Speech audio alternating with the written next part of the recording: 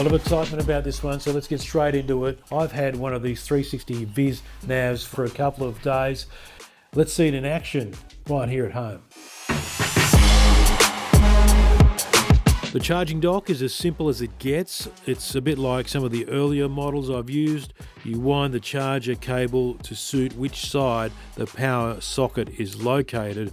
After that, it takes just a one-click assembly and you're ready to go.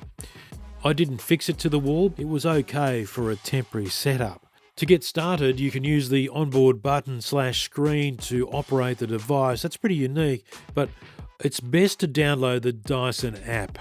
It's pretty sparse but easy to use. This is where you'll find the mapping data. More on that shortly. You can command the unit to do a light clean or go absolutely nuts. On full power, you get between 10 and 12, possibly 13 minutes before you have to recharge for 90 minutes. I don't think that time's an issue if you own one and use it regularly. But for my purposes, just a few days, it did put me under the pump. But that's fine. I wanted to see the Dyson robot cleaning at max power. After all, that is the trump card. Lower power settings will give you closer to an hour before charging. I limited the clean to just 2 rooms and a hallway with hard floors and rugs. Immediately, a couple of things stood out. First thing off the bat, D-shape with a squared front. Excellent for doing corners and edges.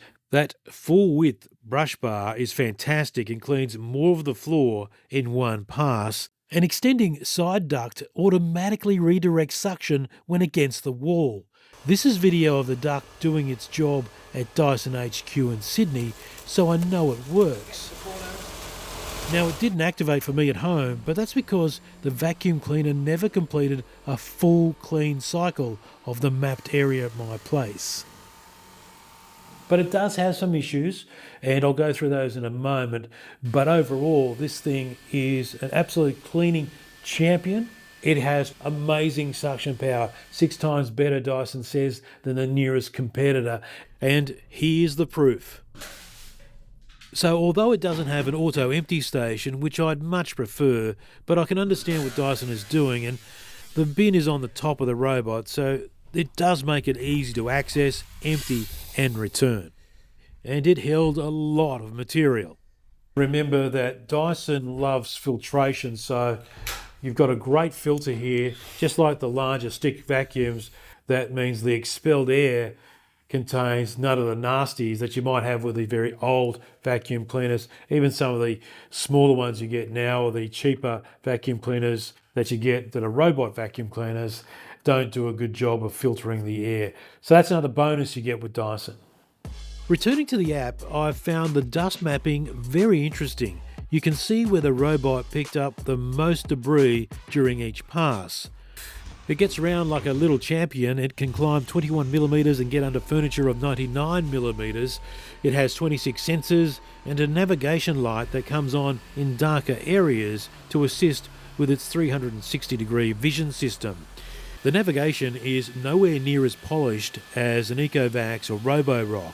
In the short time I had the Dyson, it stopped frequently, paused to get its bearings, and in this instance, I was wheeling it home to the dock.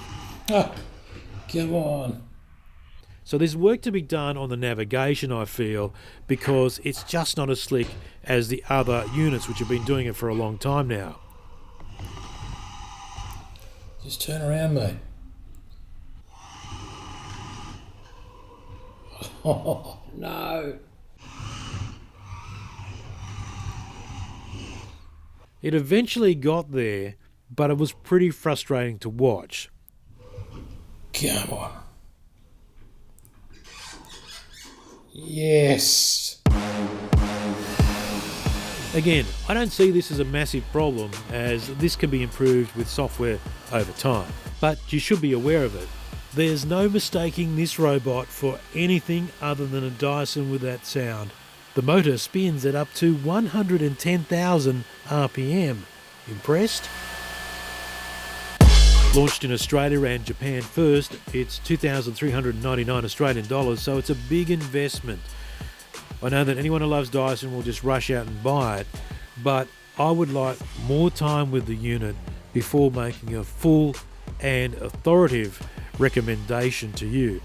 But you may have seen enough in this first look to make your decision, but I would wait just a little bit longer to see it go through its paces over a couple of weeks, maybe a month before you end up buying. Anyway, see you in the next review.